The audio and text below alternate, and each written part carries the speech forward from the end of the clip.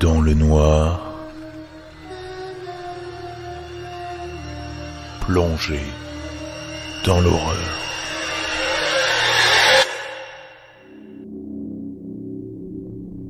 De 1918 à 1919, un mystérieux tueur en série surnommé l'homme à la hache a terrorisé la Nouvelle-Orléans. On ne sait rien sur lui, mis à part que ses crimes étaient particulièrement violents et qu'à l'époque, beaucoup pensaient que c'était un véritable démon plutôt qu'un humain en chair et en os. Les quelques personnes à l'avoir décrit ont affirmé qu'il s'agissait d'une grande silhouette noire, brandissant une hache et s'introduisant dans les maisons d'une manière si étrange qu'on aurait cru à l'apparition d'un esprit. Le tout premier crime attribué à l'homme à la hache de la Nouvelle-Orléans date de mai 1918. Ce jour-là, un couple d'épiciers d'origine italienne, Joseph et Catherine Maggio, ont été retrouvés assassinés dans le lit conjugal. Le tueur leur aurait d'abord tranché la gorge avec une lame de rasoir avant de leur écraser la tête avec sa hache.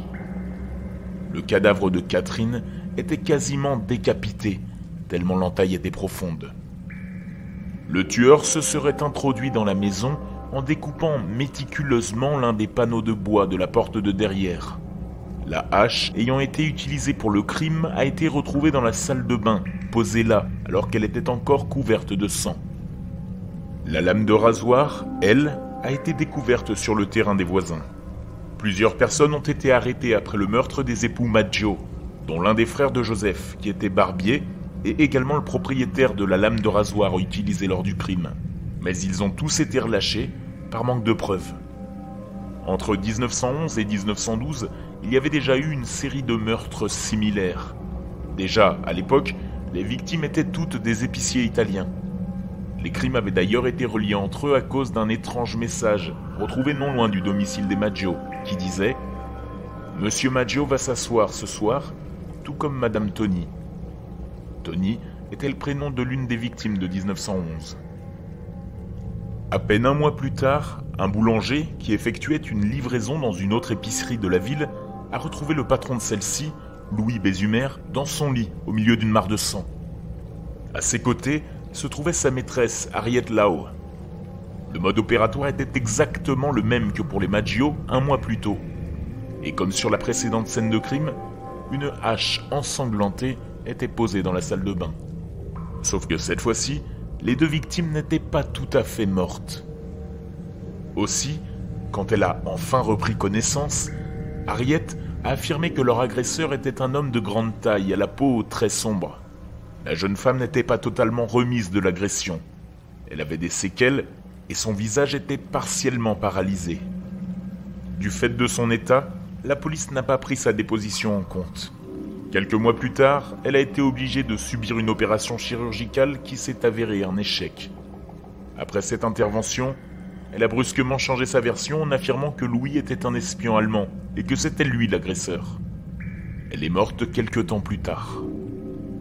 De son côté, Louis a été arrêté et jugé 9 mois après. Le jour de son procès, il a été déclaré innocent en à peine 10 minutes, car personne n'arrivait à croire qu'il avait pu s'infliger lui-même de telles blessures. L'attaque suivante a eu lieu au mois d'août.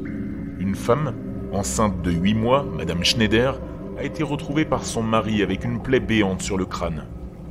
Elle avait été agressée alors que ce dernier était au travail, et le tueur l'avait laissée pour morte dans la chambre.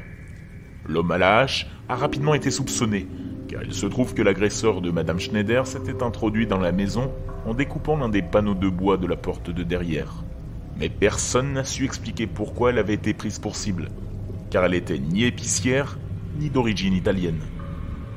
Heureusement, elle s'en est sortie, et son enfant également. Après son agression, Madame Schneider a affirmé qu'elle avait vu une silhouette sombre au-dessus de son lit avant d'être assommée.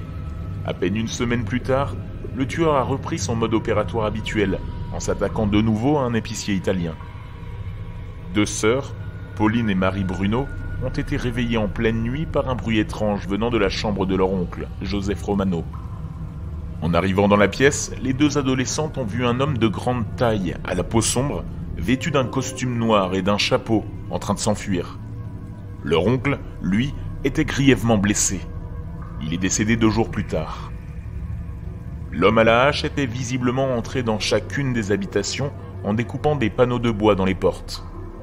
Mais, ce qui est étrange, c'est que les trous laissés dans les battants étaient tous relativement petits, presque trop petits pour laisser passer un adulte. Pourtant, toutes les personnes ayant aperçu l'agresseur l'ont décrit comme un homme de grande taille. À la suite de cette vague de meurtres, un vent de folie a frappé la Nouvelle-Orléans. Des milices citoyennes se sont formées, les gens ont dépensé pour acquérir des armes afin de se défendre, chaque habitant de la ville craignant d'être la prochaine victime. La police a même commencé à penser que toute cette affaire faisait délirer les gens, à force de devoir prendre des plaintes pour des portes endommagées ou des haches retrouvées dans les jardins.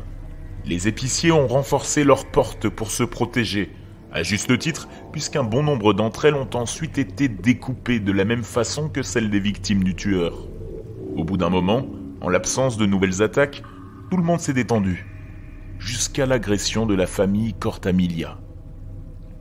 Orlando Giordano, un autre épicier voisin, est sorti après avoir entendu des cris en provenance de chez les Cortamilia. Il a découvert la femme, Rosie, gravement blessée et serrant le corps sans vie de son enfant dans ses bras.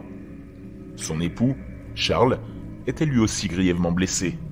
Après s'être remise de l'attaque, Rosie a accusé M. Giordano et son fils d'être les auteurs de l'attaque, ce que Charles a vigoureusement nié. Ils ont été arrêtés et condamnés. Fort heureusement, Rosie a fini par avouer qu'elle avait porté ces accusations par jalousie, parce que le commerce des Giordano rivalisait avec le sien.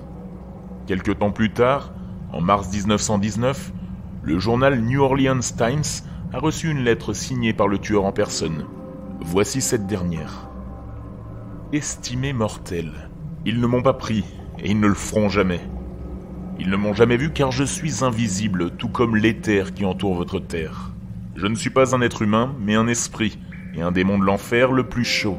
Je suis l'esprit que vous, néo-orléanais, et votre folle police, appelez l'homme à la hache. Quand je l'entendrai, je viendrai et réclamerai d'autres victimes. Moi seul sais qui elles doivent être.